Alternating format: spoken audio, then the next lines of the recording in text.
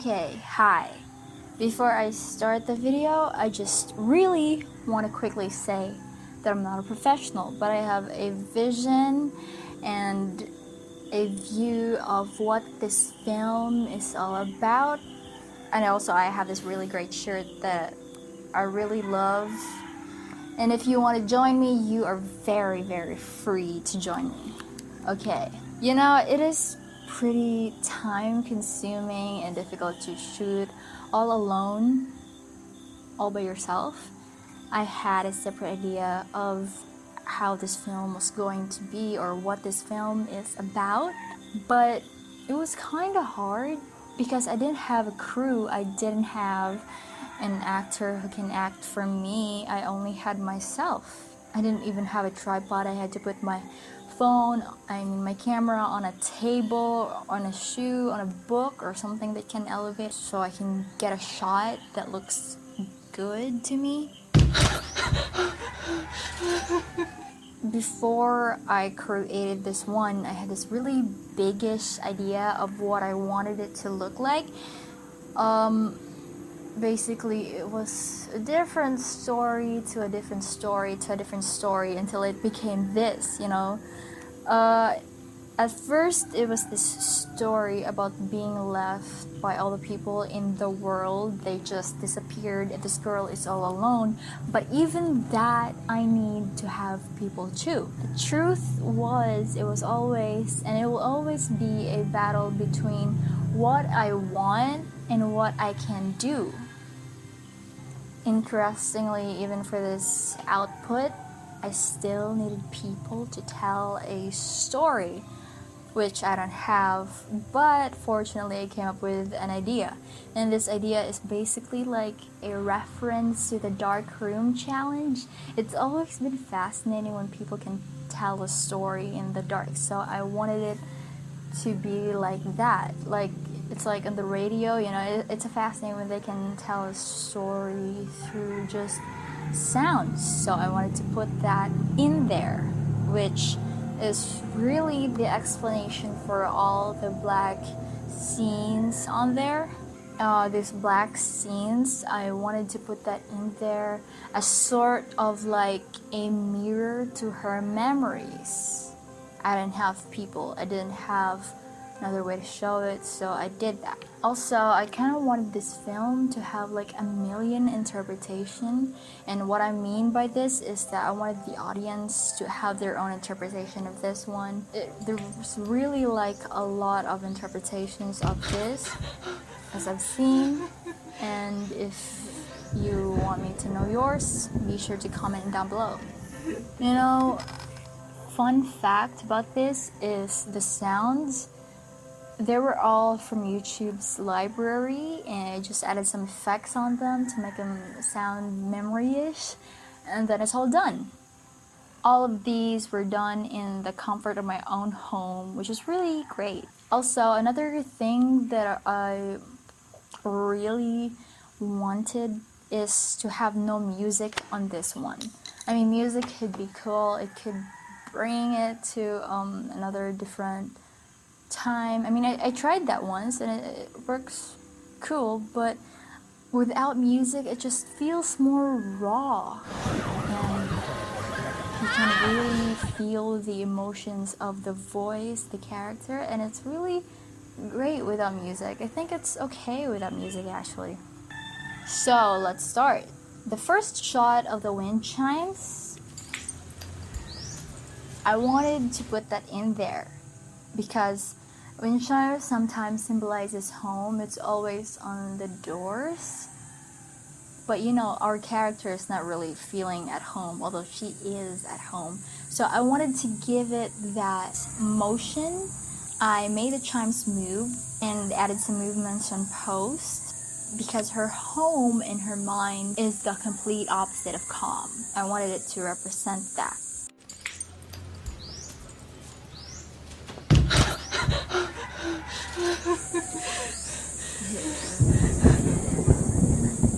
So this panic attack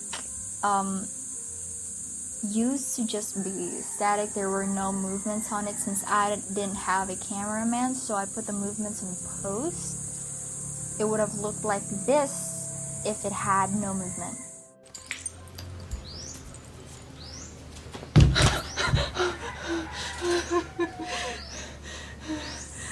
With the movements, it looks like this. Basically, there's a really big difference with the movement. Again, since our character is in chaos, her mind, her world, and everything else, it was just so I wanted it to feel a bit more dizzy and chaotic, so I put movements on post again. So I put movements in post, which really did make a big difference.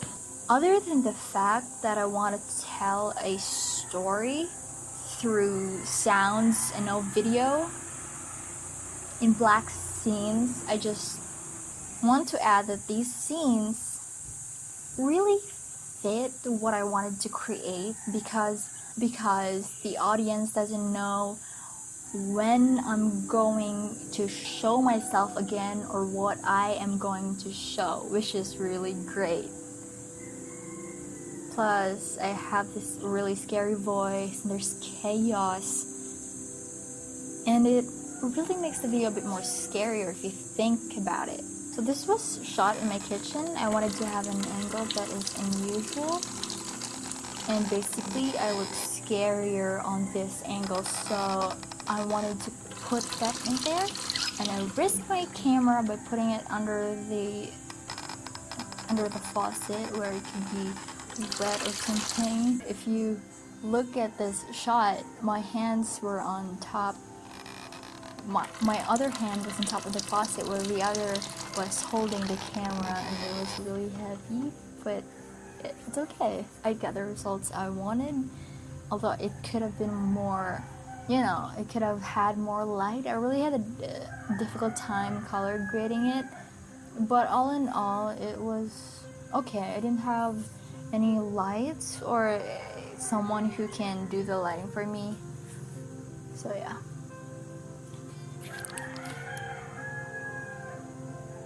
For this one, I really wanted to have the close-up shot to let people get closer to my emotions. I also needed to cry, which is really cool. I added some motion in post, although there was originally a motion to it since I held the camera in my hands like this, which you can notice, which you can't really notice because it's close-up. And I just really think that close-ups would make all the big difference. Imagine if it was shot like this, it would have been also a different story. And again, camera was a bit heavy, but I did it, and it looks cool, so that's fine. I've always been fascinated with objects that would represent a movie, like the book from Mean Girls. It represented that movie in some way. So I used this painting that I have in my home, this fake painting that I have in my home, in order to tell a story. Other than that, I also needed it for the next scene. Again, I had some motions on post for this one. I just basically laid my camera on this big table and shot myself on there doing unusual stuffs. What I had to my advantage for this one is the fact that I can do anything weird and unusual, and it would, fit the vibes of this film. So that's what I basically did.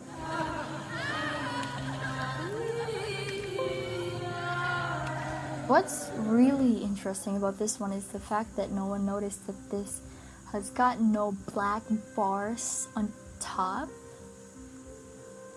It's simply just a shot without black bars, reason is pretty lame and really is my fault. It's actually a mistake because I didn't have the time to shoot again. I already put the fake blood on there. I didn't have the time to shot it wider. And if I had put the black bars, we wouldn't notice that there was blood coming from over there. So I made the decision not to put that in there, and magically no one noticed it. So, what I regret doing that I didn't do like today for this film is probably the fact that I could have broken the fourth wall. You know, that would have been really interesting. I'm already scary, and I think if I just sort of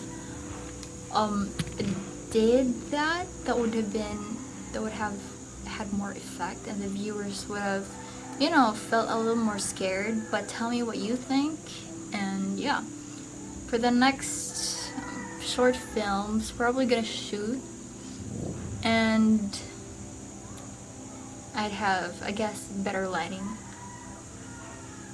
So yeah, thank you for watching, and do subscribe if you love this or love my shirt because it's really cool. So go on, subscribe, and goodbye.